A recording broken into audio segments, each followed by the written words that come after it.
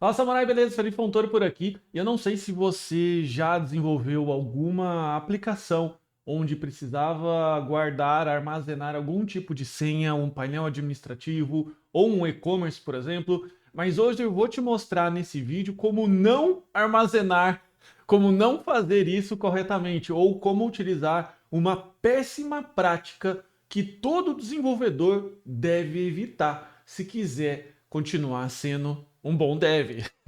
Beleza? Mas para você entender melhor o contexto, deixa eu te mostrar aqui e resumir num e-mail, tá? Eu estou comprando umas passagens aqui de férias, estou comprando passagens aqui para me levar até o aeroporto de ônibus, fazer a baldeação de ônibus depois de aeroporto, e eu tô lá comprando as minhas passagens rodoviárias e, enfim, tô no portal de passagens lá dessa suposta empresa, ok? E daí eu peço para recuperar minha senha. Eu já havia comprado em outras ocasiões e havia esquecido.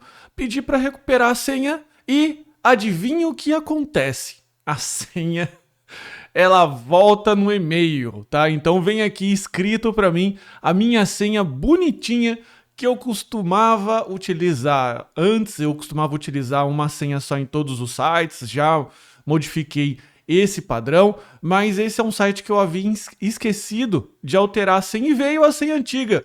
Eu falei assim, cara, Jesus, cara, você entende o problema disso? Talvez isso passe um pouco despercebido na visão de um leigo ou de uma pessoa até que não saiba programação. Mas isso é extremamente grave. Se você vai acessar qualquer site, pede para e solicita o esqueci minha senha, solicita lá para recuperar a sua senha e sua senha volta plain, ou seja, da forma que você digitou, tá? Isso é extremamente grave, porque isso mostra que a sua senha ela está visível no banco de dados desse sistema. E se ela está visível, basta com que um acesso não autorizado via exploração de segurança do sistema operacional, do banco de dados ou da própria aplicação, tá? Para que um determinado hacker baixe esse banco de dados e tenha acesso a todas as senhas. E mais, esse sistema ainda ele solicitava o meu cartão de crédito. Meu Deus, se ele está armazenando a senha assim, imagine como ele armazena os dados do meu cartão. Em resumo, eu tive que comprar, tive que utilizar esse sistema aqui e gerei lá um cartão virtual que dá para usar só uma vez, alterei minha senha, mas enfim, queria mostrar para você como não fazer, beleza? E agora, como que você implementa isso dentro do seu sistema? Se você tem um sistema Node.js, você precisa fazer algo desse tipo. Qual que é a forma? Qual que é uma? Eu não vou chamar a melhor forma, porque eu também posso estar cometendo algum equívoco, mas qual que é a melhor prática de se fazer isso, beleza? É o que eu vou mostrar para você agora nessa segunda parte do vídeo. Então tá aqui esse e-mail, beleza? O famigerado e-mail que volta com a senha. E agora eu vou mostrar para você, tá? A forma correta de armazenar e recuperar senhas. Antes da gente mostrar aqui, deixa eu mostrar como esse meu sistema trabalha, beleza? Então ele é um CRUD simples de usuários e repositórios aqui, beleza? Aqui a gente não vai entrar muito detalhe de como funciona esse sistema, mas o que eu vou mostrar para você é que eu tenho uma listagem de usuários que por hora ele está retornando vazia e eu tenho uma criação de sessão, ou seja, a rota que autentica o meu usuário, a rota que bate o usuário com senha e libera posteriormente para, enfim, para a utilização desse CRUD, ok?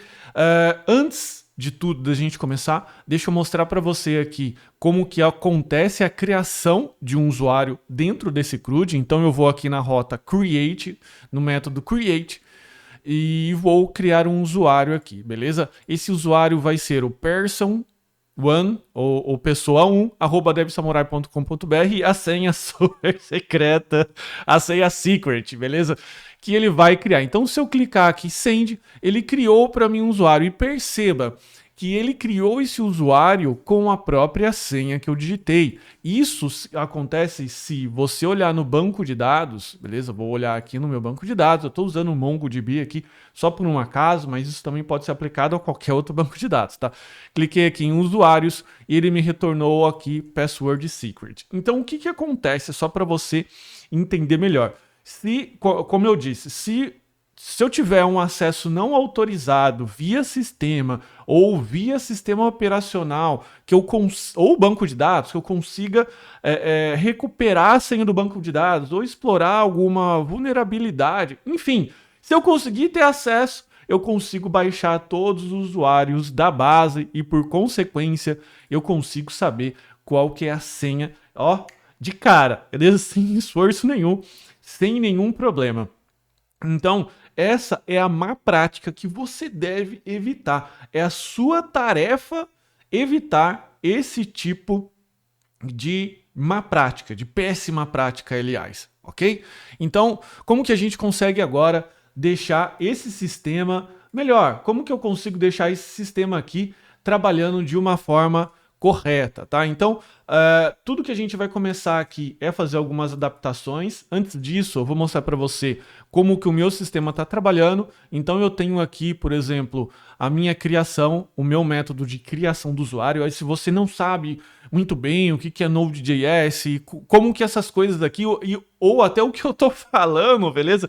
Tem o link que eu deixei aqui da plataforma da Dev Samurai, onde a gente tem vários cursos básicos de JavaScript, de Node.js, de React, de REST, de CRUD, enfim, tem bastante coisa interessante num valor bem acessível. Por apenas R$ 29,90 mensais, você já tem acesso a mais de 60 cursos de 23 projetos. Inclusive, um desses projetos aqui que eu estou mostrando para você. Mas voltando, eu crio essa rota, eu tenho esse método create aqui dentro do meu Node.js, eu estou utilizando o Express, beleza?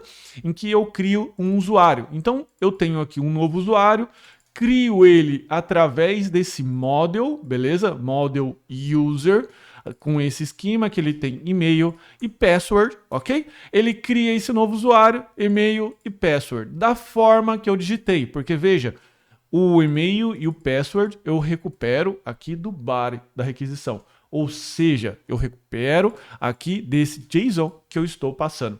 Até aí, ok nada, né? Se não fosse o password, seria tudo bem. Mas como que eu consigo criptografar, então, os dados de usuário? Beleza?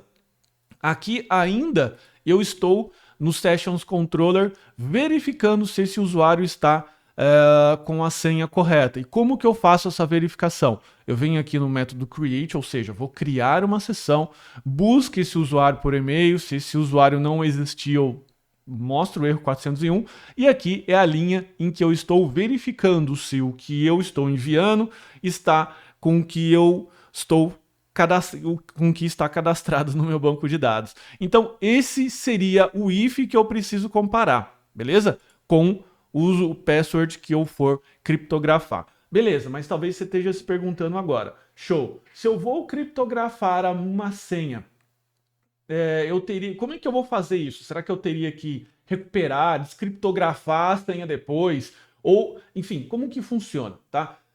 Funciona o seguinte, quando você utiliza a criptografia de senha, você precisa utilizar um algoritmo de criptografia não reversível. O que isso significa? Significa que esse algoritmo ele vai criptografar a senha e, em tese, essa senha não pode ser descriptografada, diferente de alguns outros tipos de algoritmo de criptografia que, a partir de uma senha, podemos dizer assim, eu consigo retornar a string original. Ou seja, se a minha senha que eu cadastrei aqui, aquela super secreta, secret, se ela for cadastrada no banco de dados criptografada com um algoritmo de criptografia reversível, o que acontece? Em tese, eu consigo chegar a partir de uma chave na mesma string, ou seja, secret. Se eu colocar lá até senha 123, eu armazenaria ela toda bagunçada, mas a partir do momento que eu tenho algoritmo de criptografia reversível, eu consigo também voltar para teste 123. beleza? Só que isso aí também é uma péssima prática, porque você ainda vai precisar armazenar essa informação, essa senha, essa chave de descriptografia. E também alguém com acesso não autorizado poderia, em tese, conseguir, porque você vai ter que guardar essa informação em algum lugar no sistema operacional, você vai ter que guardar isso dentro de uma string, de alguma configuração, enfim, você vai ter que armazenar isso porque o sistema precisa dessa informação. Então, para começar, nunca armazenar plena, a senha plain, a senha limpa no banco de dados. Segundo, nunca utilizar um algoritmo de criptografia reversível, beleza? Tá, mas então o que eu vou usar? Você vai... nunca armazenar plena, nunca utilizar um algoritmo de criptografia reversível e agora você passa a utilizar o algoritmo de criptografia não reversível. Eu sei que tudo isso está parecendo confuso para você, mas é muito simples no momento que a gente for implementar, principalmente porque a gente não precisa fazer tudo isso na mão. Já existem ótimas bibliotecas que já fazem isso para a gente. Eu estou só te entregando todo o embasamento para você não ficar copiando o código ao léu e conseguir entender os fundamentos, ok? E não simplesmente repetir código como um papagaio por aí, beleza?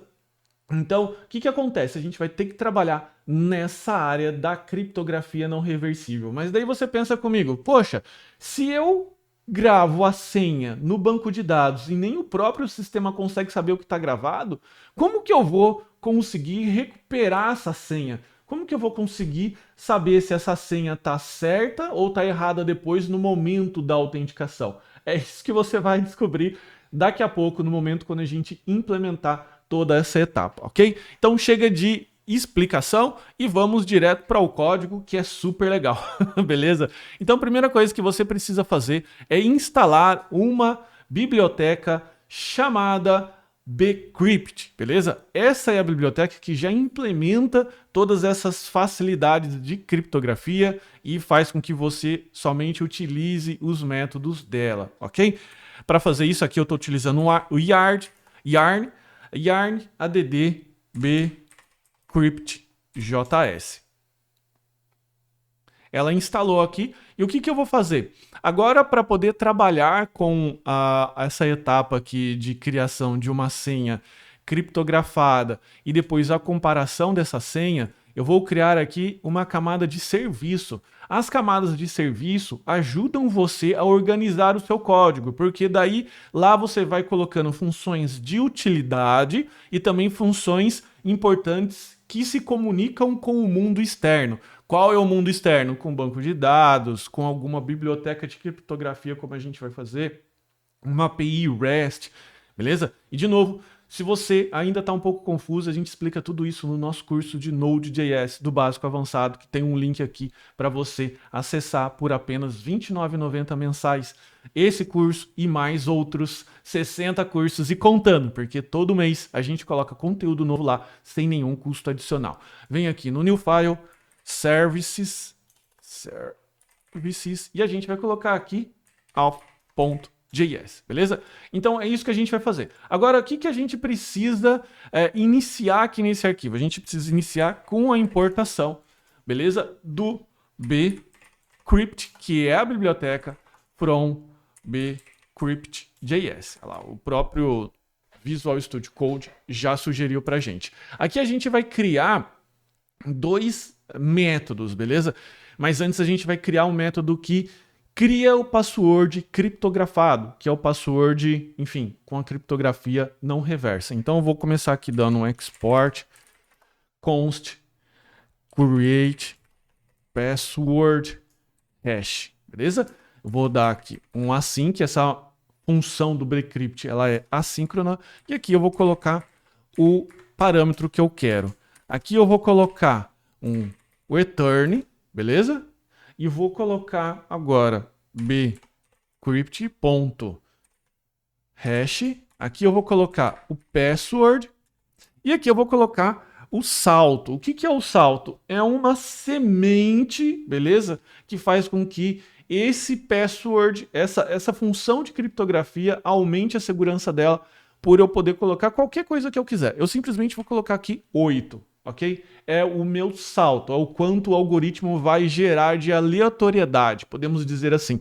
A criptografia é uma matéria à parte dentro da computação. Quando eu falo à parte, é um universo totalmente interessante que você pode continuar estudando depois, mas por hora eu recomendo você focar aqui no uso das bibliotecas, porque é uma disciplina realmente bastante interessante, mas que envolve bastante matemática, ok? Então eu criei aqui o meu alvo e vou criar e vou chamar ele aqui, vou importar esse carinha, beleza? No meu users controller. Então a gente vai começar fazendo aqui o import create password hash from. Ele vai aparecer aqui, vamos subir o nível. Services all, beleza? Chamei aqui a minha função e agora eu vou aqui na minha função create. Então, o que eu preciso fazer? No momento que eu criar um novo usuário, antes eu preciso gerar um password criptografado. Então, vou colocar aqui const encrypted password igual a await, beleza? Porque eu estou utilizando uma função com async. E eu vou colocar aqui, ó, create password hash. Legal? Qual vai ser o hash de cripto? Qual vai ser o password? Vai ser o que eu estou recebendo aqui como parâmetro. Como parâmetro? Aqui. Como parâmetro. E agora o meu password encriptografado ou criptografado é esse daqui, dessa variável. Então eu venho aqui, coloco 2 pontos e coloco encrypted password, beleza? Aqui a gente está utilizando um objeto que basta você colocar o próprio nome da variável, que ele assume que o nome da variável também é o nome do parâmetro. Mas como no banco de dados eu não tenho um parâmetro, um campo chamado encrypted password, eu preciso forçar o nome aqui, beleza? Isso tudo a gente explica no nosso curso de JavaScript. Mas enfim, voltando aqui, eu vou testar agora. Então se eu acesso aqui o meu Insomnia, que é o meu cliente REST, se eu tentar criar um usuário agora, vou colocar person 2 e clicar aqui no send, veja que ele criou um password para a gente e até retornou esse password de uma forma toda bagunçada, né? O que é essa bagunça que ele acabou de colocar aqui? Essa bagunça é justamente o password criptografado. Então, se eu vier aqui e consultar esse usuário, veja a diferença dos dois. Ou seja, eu tenho a minha senha plana, né, plain, aqui visível a qualquer pessoa que acessar o banco de dados. E número 2, eu tenho aqui essa informação que ela tem uma criptografia em tese não reversível. Por que eu falo em tese? Porque dependendo do algoritmo, ele pode ser quebrado via força bruta. Eu posso ficar gerando valores e senhas aleatórias e comparando com o meu hash. E até alguns algoritmos já foram hackeados, como o MD5, beleza? Então, por isso que eu aconselho, MD5 é o nome de um outro algoritmo, tá?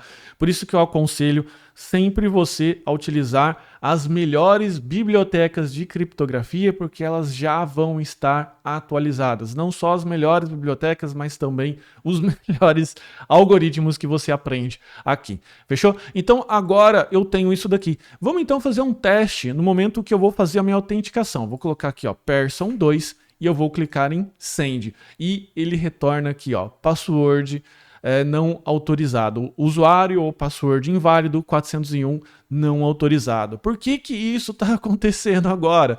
Porque quando eu vou no método create, que é o método que compara a senha, agora ele está comparando ao password que eu enviei, que eu digitei, com o que eu tenho no banco de dados. E veja, os dois valores são diferentes, porque se eu estou digitando secret no if, óbvio que vai bater diferença com isso daqui.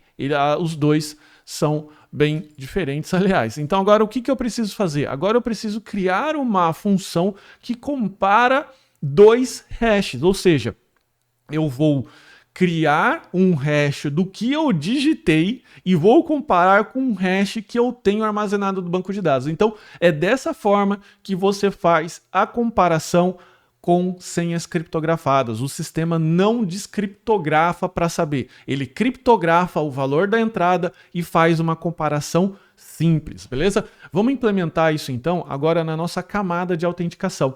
Eu vou criar um método aqui chamado check password, export const check password. Ele vai ter aqui dois valores, user e o password, beleza? Vou implementar aqui dois parâmetros, aliás. Eu vou colocar aqui um return, bcrypt.compare, e aqui eu vou colocar o meu password e o user password. Ou seja, ele vai comparar aqui com o meu usuário, beleza? Deixa eu só dar um igual aqui. Ele vai comparar, ele vai pegar o meu objeto usuário e vai comparar com o password que eu digitei aqui nessa função. Tá, mas por que então você não utiliza o bcrypt hash?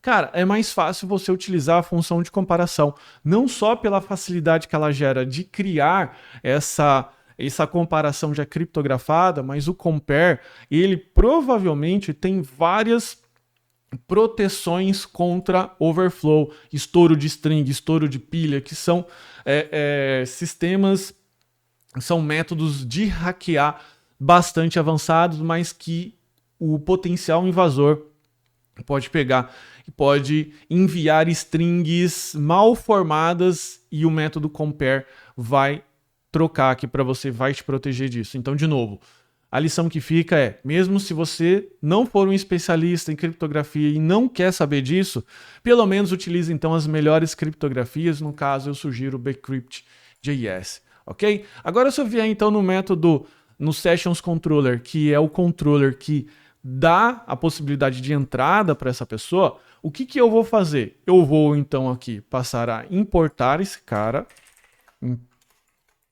import check password, beleza? E vou colocar simplesmente um if, ó. Vou deixar os dois aqui só para você entender.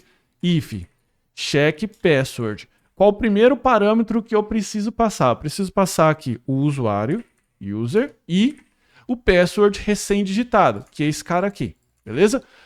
E daí ele vai retornar assim para mim, ele vai retornar true ou false. True para que o usuário bate com o password que ele está digitando e false caso ele não bata.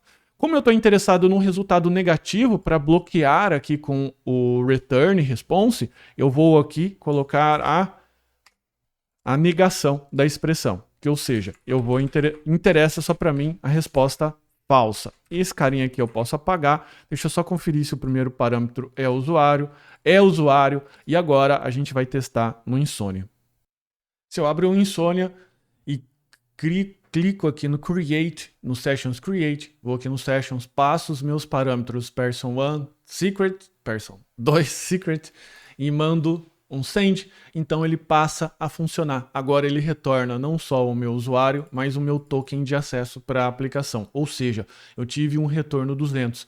Se eu for testar o person1, ele já passa a funcionar também, beleza? Então assim, tudo isso é bem legal, bastante interessante, porque te ajuda a criar aplicações mais seguras e não só para as suas aplicações, mas também para os seus usuários. Porque imagina que você, ao armazenar uma senha plana no banco de dados, você contribui para a não segurança de todo o banco de usuários. Porque assim, a maioria das pessoas ainda utilizam senhas fracas e senhas repetidas. Beleza? Ou seja, a mesma senha para todos os sites. Então, fazendo um checklist aqui para você entender a maneira correta de armazenar e recuperar senhas, o que você deveria fazer? O seu sistema deveria fazer. Primeiro, armazenar a senha criptografada, comparação entre hashes, no caso, utilizar uma lib, e no caso daquele portal de passagens, enviar, no caso, um e-mail com um token temporário. É um token que ele permite alterar a senha só nas próximas 1, 2 ou 3 horas, ok? Então você gera uma chave e você, no momento que recebe o pedido de troca de senha, você compara aquela chave, aquele token que a pessoa está enviando com o token que você tem no banco de dados. E depois, novamente, trocar a senha e armazenando ela criptografada, pelo amor de Deus. Tá bom? Então assim, com isso, você tem as melhores práticas de criptografia. E novamente, se você quiser aprender mais sobre programação com uma plataforma completa por apenas R$ 29,90 mensais, a partir de R$ 29,90 mensais, é só clicar no link aqui abaixo, na descrição. Se você gostou dessa aula, não esqueça de clicar aqui no gostei. Se você não gostou também, clica no não gostei e deixe seus comentários, independente se você gostou ou não, de críticas, sugestões, porque todas elas são sempre bem-vindas. Obrigado, não deixe de se inscrever também no canal para acompanhar os próximos vídeos. Vou ficando por aqui, um forte abraço, tchau, tchau.